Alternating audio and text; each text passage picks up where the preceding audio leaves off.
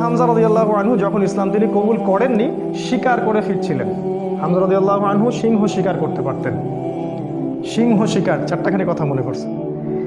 এরপর তিনি যখন যাচ্ছিলেন তখন এই দাসী হামজা রাদিয়াল্লাহু আনহুকে বললেন যে আপনি যদি দেখতেন কিভাবে আপনার ভাতিজাকে আবু জেহেল অপমান করলো, তাকে গালিগালাজ করলো, তাকে আঘাত করলো, তাহলে আপনি স্থির থাকতে পারতেন না। হামজা রাদিয়াল্লাহু আনহু তখন বললেন, আওয়া ফাআলা হাযা, সে কি সত্যিই কাজ করেছে? সেই দাসী বলল, বেলা ওয়াল্লাহ, আল্লাহর কসম করে বলছে অবশ্যই সেই কাজ করেছে। হামজা রাদিয়াল্লাহু আনহু বাসার দিকে না গিয়ে দারুন নাদওয়া অর্থাৎ মক্কার ওই যেটা কাবা দেখেন সেখানে গেলেন। সেখানে দেখলেন সেখানে আবু জেহেল তার দলবলকে নিয়ে সেখানে দাঁড়িয়ে আছে। হামজা রাদিয়াল্লাহু আনহু ঘর থেকে নেমেই আবু জেহেলের কলার ধরলেন এবং প্রচণ্ড জোরে একটা ঘুষি দিলেন, প্রচণ্ড জোরে। বলে দেয় আবু জেহেল কিন্তু ওই সময়কার মক্কার রাষ্ট্রনেতা, মক্কার গোত্রের সব গোত্রের কিন্তু বনু মাখজুমের সর্দার। হামজা রাদিয়াল্লাহু আনহু এই কাজটা করলেন এবং বললেন, রুদ্দাহা ইন ইসতাতা, তো যদি ক্ষমতা থাকে আমাকে ঘুষি মেরে ফেরত দে। যদি ক্ষমতা থাকে, রুদ্দাহা ইন ইসতাতা, ক্ষমতা থাকলে আমার গালেও একটা মেরে দেখা, কথাটা তো এরকম আর কি। আবু জেহেল কিছু করতে পারলো না। হামজা রাদিয়াল্লাহু আনহু বললেন, ইন্নী উশহিদু আল্লা ইলাহা ইল্লাল্লাহ ওয়া আকুলু মা ইয়াকুল, আমি সাক্ষ্য দিচ্ছি আল্লাহ ছাড়া কোনো মাবুদ নাই, আমার ভাতিজা যা বলে আমিও তাই বলি। রুদ্দাহা ইন ইসতাতা, যদি তোমার ক্ষমতা থাকে তাহলে আমাকে আঘাত করে দেখাও, আজকে থেকে আমি তার দলে, সে যা বলে আমিও তাই বলি। হামজা রাদিয়াল্লাহু আনহু ছুটলেন তার ভাতিজার দিকে, দারুল আরকামে গিয়ে তাকে পেলেন এবং সেখানে গিয়ে বললেন, ইয়া ইবনে আখি, হে আমার ভাতিজা, কুনতু আনসুরুকা বিল হামিয়া, আমি তোমাকে এর আগে আত্মীয়তার সম্পর্কের জন্য প্রোটেক্ট করতাম, ওয়ালান আনসুরুকা লিল ইসলাম, আর আজকে থেকে আমি তোমাকে ইসলামের জন্য প্রোটেক্ট করবো ইনশাআল্লাহ। এই ঘটনায় রাসূল সাল্লাল্লাহু আলাইহি ওয়াসাল্লাম এত খুশি হয়েছিলেন, তিনি হামজা রাদিয়াল্লাহু আনহুকে একদম বুকে জড়িয়ে ধরে চুমু খাইলেন। আর যখন হামজা রাদিয়াল্লাহু আনহু উহুদের মাঠে শহীদ হন, আমাদের নবীজি অঝোর নয়নে কেঁদেছেন। তার শাহাদাতের দৃশ্য যদি দেখতেন, আমরা যদি দেখতে পারতাম, তাকে বর্ষা নিক্ষেপ করে হত্যা করা হয়েছে, বর্ষাটা তার কলিজা ভেদ করে পিছন দিয়ে বের হয়েছে, চোরাগুপ্তা হামলা চালিয়ে, কারণ সামনে থেকে তাকে মারার ক্ষমতা ছিল না। আজকেও ইসলামকে সামনে থেকে শেষ করা এত সহজ না, এই জন্য পিছন থেকে সবসময় চক্রান্ত করতে থাকে এরা, কিভাবে কোথায় কি লাগায় দেওয়া যাবে, কিভাবে কি করা যাবে। আর তার কলিজাটা হিন্দা ছিঁড়ে দাঁত দিয়ে কামড়ানোর চেষ্টা করেছিল। এই হচ্ছে আমাদের শেকড়ের পূর্বপুরুষরা। তাই এই ঘটনাটা উমর রাদিয়াল্লাহু আনহু দেখেছিলেন ওই দিন, এই ঘটনাটা উমর রাদিয়াল্লাহু আনহু দেখলেন এবং বাসায় গিয়ে তিনি চিন্তা করতে থাকলেন যে সব ফাসাদের মূল মনে হয় মুহাম্মদ, এই ব্যক্তিটার কারণেই আরবের মধ্যে বিভক্তি সৃষ্টি হচ্ছে, ফিতনা ফাসাদ সৃষ্টি হচ্ছে। তাহলে আমার করণীয় কি? আমিও তো একটা গোত্রের নেতা, তিনি আদি গোত্রের নেতা ছিলেন, তো তিনি খোলা তরবারি হাতে চললেন, এবার তিনি নবীজিকে হত্যা করলেন। ওই যে ঘটনাটা জানেন আপনারা, পথিমধ্যে একজনের সাথে দেখা হলো, সে বলল যে নবীজিকে হত্যা করার আগে তুমি তোমার বোন আর ভগ্নিপতির বাসায় যাও, তারা তো ইসলাম কবুল করেছে। তিনি আসলেন, এসে দরজা যখন নক করলেন, দরজার আড়াল থেকে শুনতে পারলেন ভিতরে তিলাওয়াত হচ্ছে কিছু একটা, সূরা তাহা তিলাওয়াত হচ্ছিল, তাহা মা আনজালনা আলাইকাল কুরআনা লিতাশকা ইল্লা তাযকিরাতাল লিমান ইয়াখশা তানজিলাম মিম্মান খালাকাল আরদা ওয়াস সামাওয়াতিল উলা আর রহমান আলাল আরশি ইস্তাওয়া। তিনি দরজা খুলে ঢুকলেন এবং জিজ্ঞাসা করলেন, মা কুনতুম তাকরাউন, তোমরা কি পড়ছিলে? বোন অস্বীকার করলো যে আমি কিছু না, তাহাদ্দাসনা বাইনানা, আমরা পরস্পরে কথা বলছিলাম। তখন তিনি বললেন যে ফালা তাকরিবা কুনতু সামিআতু ইন্নাকুমা সাবাতুমা, তিনি বললেন যে আমি শুনেছি তোমরা দুইজনে সাবা হয়ে গেছো, মানে বেদিন হয়ে গেছো, মিথ্যা বলবে না আমার কাছে। তখন তার ভগ্নিপতি বললেন, ইয়া ওমর হাল রাইতা হাক্কান ফি গায়রি দীনি, এই কথাটা বললেন, হে ওমর তুমি কি ইসলাম ছাড়া অন্য কোনো দিনের মধ্যে হক খুঁজে পেয়েছো? তখন তিনি বুঝতে পারলেন সত্যি সত্যি ইসলাম কবুল করেছে। তিনি মারধর শুরু করলেন, এক পর্যায়ে বোনকে থাপ্পড় মারলেন, রক্তাক্ত হয়ে গেলেন এবং তার বোন তখন তার নাকের উপরেই বললেন যে শাহিদতু আল্লা ইলাহা ইল্লাল্লাহ ওয়া আন্না মুহাম্মাদান আবদুহু ওয়া রাসূলুহু ইফআল মা শি'তা, তোমার যা ইচ্ছা তুমি তাই করো, আমি সাক্ষ্য দিচ্ছি আমরা যে আল্লাহ ছাড়া কোনো ইলাহ নাই এবং মুহাম্মদ আল্লাহর রাসূল সাল্লাল্লাহু আলাইহি ওয়াসাল্লাম। উমর রাদিয়াল্লাহু আনহু ঠান্ডা হলেন এবং যেহেতু বোনকে মারছেন, একটা ভালোবাসা তো কাজ করে, মাথা যখন ঠান্ডা হলো তিনি জিজ্ঞাসা করলেন যে তোমরা কি পড়ছিলে? তিনি বললেন, নাচিন ইয়া উখতি, আমাকে ওই কাগজটা দাও হে আমার বোন, আমি একটু পড়ে দেখি। প্রথমে তিনি দিতে চান নাই, পরে তার ভগ্নিপতি বললেন, তার স্বামী তাকে বললেন যে ইশারা করলেন তাকে দেও, কারণ তারা জানতেন উমর রাদিয়াল্লাহু আনহু একজন স্বচ্ছ মনের মানুষ ছিলেন, মানে হয় হকের পক্ষে নাহলে বাতিলের পক্ষে, মন একদম ফ্রেশ, ভিতরে কোনো প্যাচ নাই, মানে আমাদের মতো না কিন্তু, মানে কিছু কিছু হকে আবার কিছু কিছু বাতিলে, দেখেন না সুবিধা খোঁজে, আজকে যদি অনুকূল থাকে তাইলে প্রতিকূল থাকলে নাই, এই টাইপের ছিলেন, একদম স্ট্রেট ফরওয়ার্ড যে আমি হয় এদিকে আছি না এদিকে।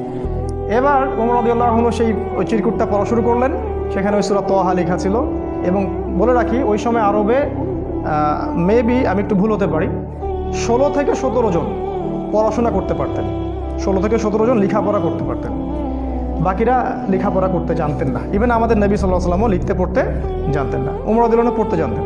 তিনি পড়লেন এবং পড়ে বুঝতে পারলেন, যখন তিনি সূরার তেলাওয়াত করতে করতে করতে করতে এই আয়াতে আসলেন, সূরা তাহার দেখবেন প্রায় এই যে 10 থেকে 20-এর মধ্যে আয়াতগুলো আছে, যে তাদেরকে অবকাশ দাও সেই দিন পর্যন্ত, জালেমদেরকে অবকাশ দাও সেই দিন পর্যন্ত যখন আল্লাহ পাক তাদের প্রত্যেককে ধরে ধরে হিসাব নেবেন। এই আয়াতগুলো যখন তিনি পড়তে লাগলেন তখন তার হৃদয়টা গলে, মানে আল্লাহর কালাম তো তিনি বুঝতে পারছেন তিলাওয়াত, তিনি আর থাকতে পারলেন, স্থির থাকতে পারলেন না। তিনি একটা কথা বলেন, আমিন হাদা ফাররাত কুরাইশ, কুরাইশরা কি এটা থেকেই পালাচ্ছে? তার ইশারা করলেন যে কুরাইশরা এখান থেকেই পালাচ্ছে। তিনি চোখ দিয়ে দরদর করে পানি পড়তে লাগলেন এবং তিনি বললেন, খুজুনি ইলা রাসূলিল্লাহি ওয়া আসহাবিহি, আমাকে আল্লাহ রসুল এবং তার সাহাবীদের কাছে নিয়ে চলো, আযহাবু ইলাইহি ওয়া আসলিমু, আমি তার কাছে যাব এবং ইসলাম কবুল করব। তিনি চললেন দারুল আরকামের দিকে, সেখানে ছিলেন হামজা রাদিয়াল্লাহু আনহু, ওই যে কিছুদিন আগে ইসলাম কবুল করছেন। হামজা রাদিয়াল্লাহু আনহু একজনকে পাঠালেন, দরজায় দেখো কে নক করছে। সে গিয়ে দেখলো, সাহাবীর নাম সম্ভবত খাব্বাব রাদিয়াল্লাহু আনহু। তিনি দেখলেন ফুটা দিয়ে যে ওমর ইবনুল খাত্তাব দরজার বাইরে তরোয়াল হাতে আছে। তিনি ভয় পেয়ে গেলেন, ভিতরে এসে বললেন, ক্বাদ জাআ ইবনুল খাত্তাব বিসাইফ, ইবনুল খাত্তাব তরবারি হাতে এসেছে।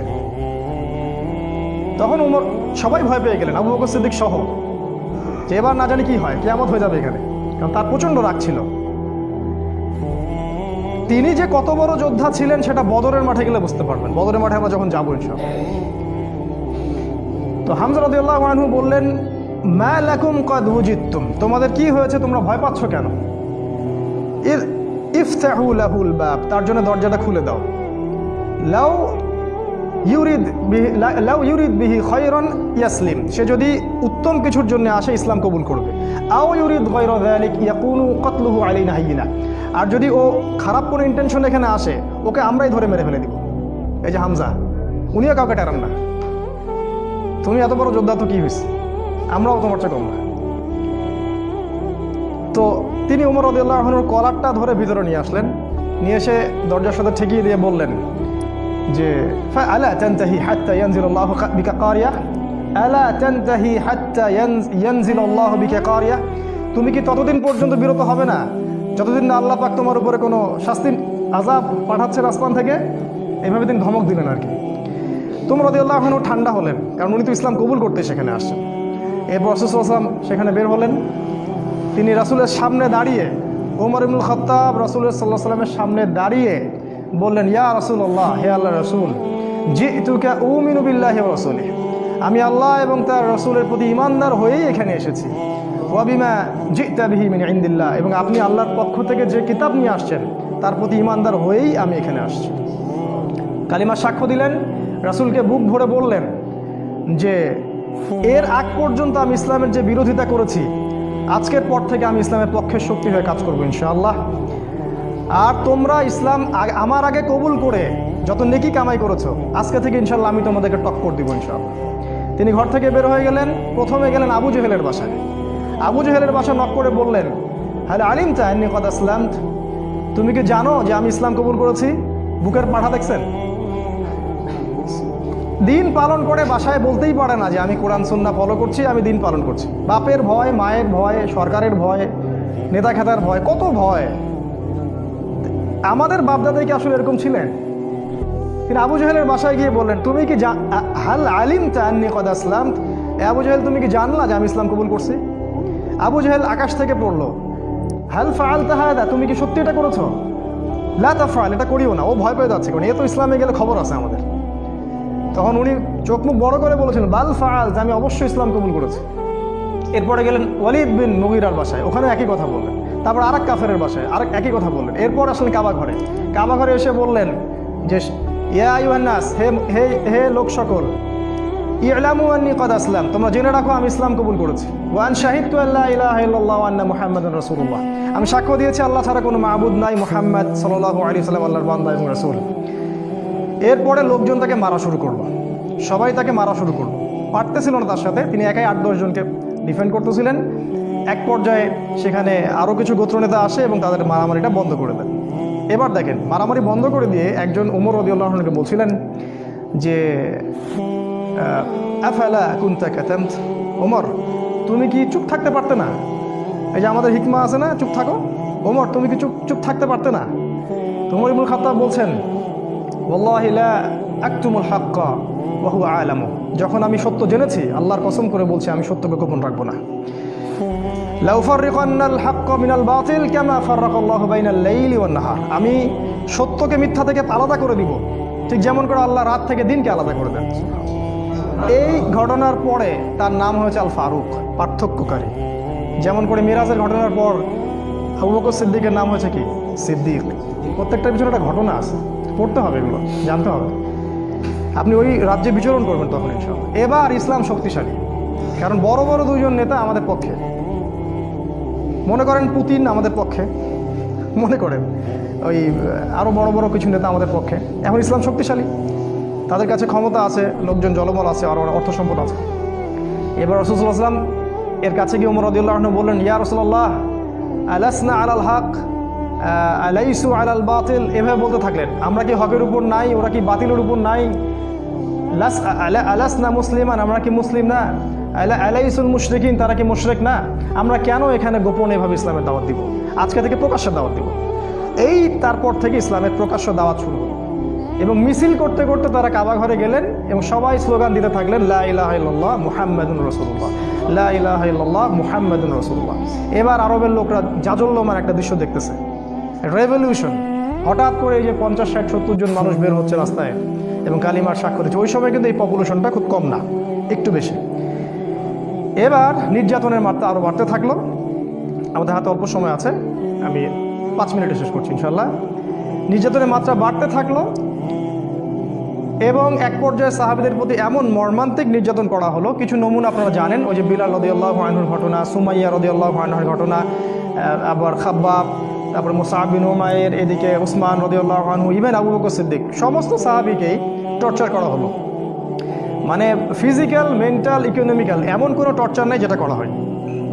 এরপর রাসূল সাল্লাল্লাহু আলাইহি ওয়াসাল্লাম তাদেরকে বললেন আবিসিনিয়ায় তোমরা হিজরত করো, দিন কায়েম। দেখেন, অনুকূল পরিবেশে এখন আমরা প্রকাশ্যে দাওয়াত দিচ্ছি, এখানে নির্যাতন হচ্ছে, ওখানে কিন্তু বোম ব্লাস্ট করছি না। আমরা বলছি যেখানে দিন পালনের সুযোগ আছে, অনুকূল পরিবেশ আছে, তোমরা সেখানে চলে যাও।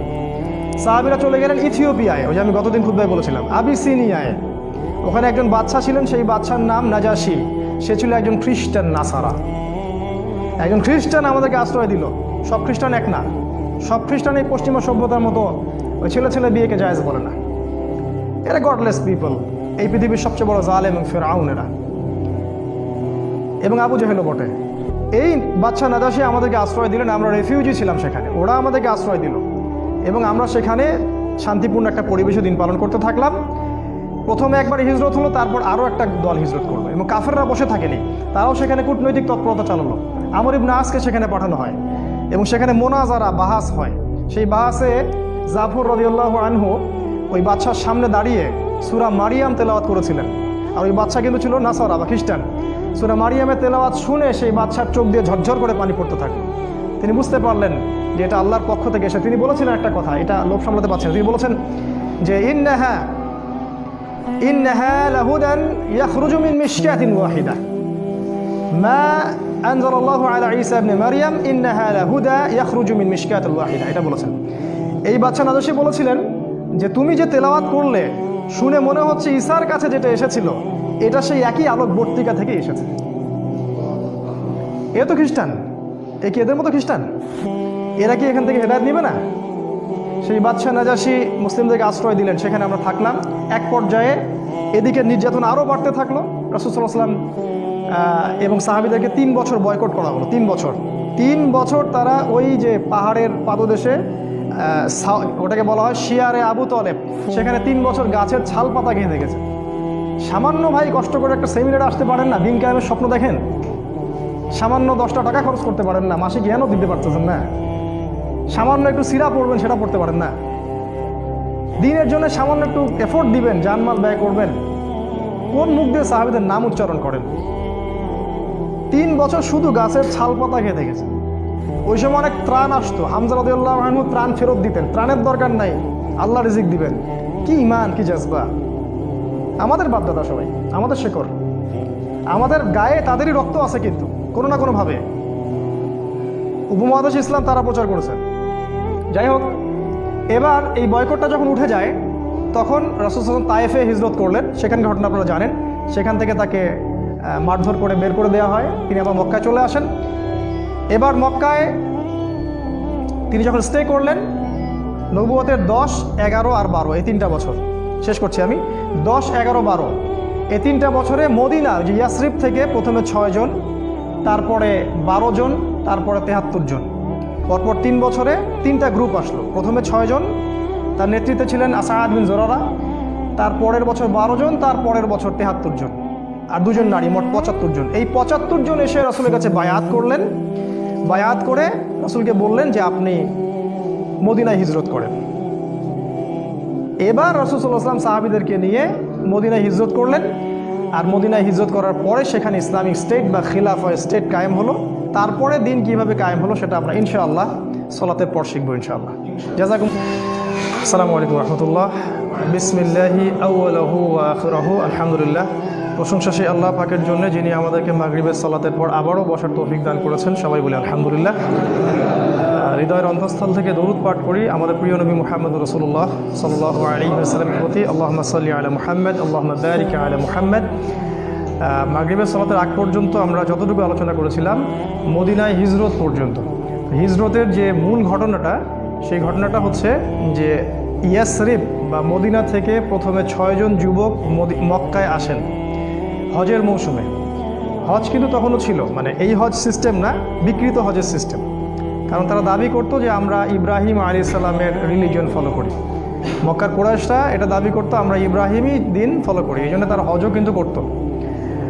এখনও দেখবেন, এখনও যারা মুশরিক আকীদা লালন করে তারাও কিন্তু বছর বছর হজমরা ঠিকই করে, তো এটা নতুন কিছু না। তো এই হজের মৌসুমে ইয়াসরিব থেকে প্রথমে 6 জন যুবক এই মক্কায় আসে হজ করতে, যারা আগে শুনেছিল যে শেষ জামানায় একজন নবী আসবেন। এই যে শেষ জামানা সম্পর্কে সচেতনতা, এটা নতুন কিছু না, এটা সবাই করেছে আগে যুগে যুগে। ইহুদিরা খুঁজে খুঁজে বেড়াতো যে কবে নবী বের হবে, আমরা কবে তার কাছে বায়াত নিব।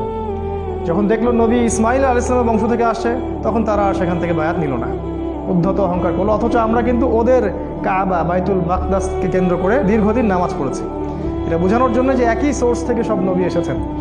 যাই হোক, এই 6 জন যুবকের নেতৃত্ব দিয়েছিলেন আসাদ বিন জুরারাহ রাদিয়াল্লাহু আনহু নামে একজন সাহাবী। তিনি রাসূল সাল্লাল্লাহু আলাইহি ওয়াসাল্লামের সাথে দেখা করলেন 6 জন সাহাবীকে সাথে নিয়ে। আমাদের নবীজি সাল্লাল্লাহু আলাইহি ওয়াসাল্লাম কোরআন পাঠ করে শোনালেন, তাদেরকে ইসলামের দাওয়াত দিলেন এবং এই 6 জন ইসলাম কবুল করলেন আলহামদুলিল্লাহ। এই প্রথম মদিনা থেকে কেউ এসে ইসলাম কবুল করলো। এর আগ পর্যন্ত দেখলেন দীর্ঘ 10 বছর কত চড়াই উতরাই আমাদেরকে পার হতে হলো। এদিকে কাফেরদের নির্যাতন কিন্তু ব্যাপক হচ্ছিল। বয়কট করেছে 3 বছর, তার পরের বছর খাদিজা রাদিয়াল্লাহু আনহা মারা যান, একই বছর চাচা আবু তলেবও মারা যান, মাত্র 3 দিনের ব্যবধানে সম্ভবত। এবং এতে করে নির্যাতন আরও বেড়ে যায়, ওখানে থাকা আমাদের জন্য কষ্টকর হয়ে যায়। তখন নবীজি চাচ্ছিলেন হিজরত করার জন্যেই, আল্লাহ পাকের আদেশের অপেক্ষা করছিলেন। এই জন্য প্রথমে তিনি আবিসিনিয়ায় পাঠিয়েছেন সাহাবীদেরকে, তারপর নিজে গিয়েছেন তায়েফে। আপনারা জানেন তায়েফ থেকে তাকে রক্তাক্ত হয়ে ফিরে আসতে হয়। তায়েফবাসী ইসলাম কবুল করেনি। সেখানে 3 জন ভাই ছিল, আব্দে ইয়ালাইল, আব্দে মাসউদ আর হাবিব বিন আমর। এরা নবীজিকে পাথর নিক্ষেপ করে মাথা ফাটিয়ে দিয়েছিল, ছোট ছোট ছেলেপেলেদেরকে লেলিয়ে দিয়েছিল, যারা নবীজিকে রক্তাক্ত করেছিল। আর আমাদের নবীজি তাদের জন্য বদদোয়া করেননি, বরং দোয়া করেছিলেন যে আমি আশা করি আল্লাহ পাক এর পরবর্তী জেনারেশন থেকে এমন কাউকে বের করবেন যারা আল্লাহর একত্ববাদে বিশ্বাস করবেন। একটা তথ্য দিয়ে রেখে আপনাদেরকে, আবু হুরায়রা রাদিয়াল্লাহু আনহু কিন্তু ওই তায়েফবাসীরই সন্তান। যদি নবীজি ওই দিন বদদোয়া করতেন, তাহলে আমরা আজকে আবু হুরায়রা রাদিয়াল্লাহু আনহুকে পেতাম না। তার কাছে কিন্তু আসমান, এই যে আপনার পাহাড় পর্বতে ফেরেশতাকে পাঠানো হয়েছে। পাহাড় পর্বতে ফেরেশতা থাকে, এই কথা আমাদের গডলেস ওয়ার্ল্ড বিশ্বাস করবে না, এডুকেশন সিস্টেম সেকুলার কনসেপ্ট আর বিশ্বাস করবে না। তো আমরা ওদেরকে বলি তোমরা গেট লস্ট, তোমরা এখানে দূর হবে। পাহাড় পর্বতে ফেরেশতা যখন এসেছিলেন বলেছিলেন আল্লাহ পাক আপনার সাথে তায়েফবাসী যা করেছে আল্লাহ পাক দেখেছেন, আপনি যদি চান 2 পাহাড়কে পিষে একদম তায়েফকে শেষ করে দিব। নবীজি বললেন আমি চাই, আল্লাহ পাক ওদেরকে হেদায়েত দান করুন। তো যাই হোক, এরপরে নবীজি হিজরতের অপেক্ষা করছিলেন, এই সময় ঘটনাটা ঘটে। 6 জন ইয়াসরিবের যুবক আসেন, তারা ইসলাম কবুল করেন। তারপর তাদেরকে আবার নবীজি পাঠিয়ে দেন, মদিনায় পাঠিয়ে দেন, বলেন তোমরা ওখানে দাওয়াতি কাজ করতে থাকো।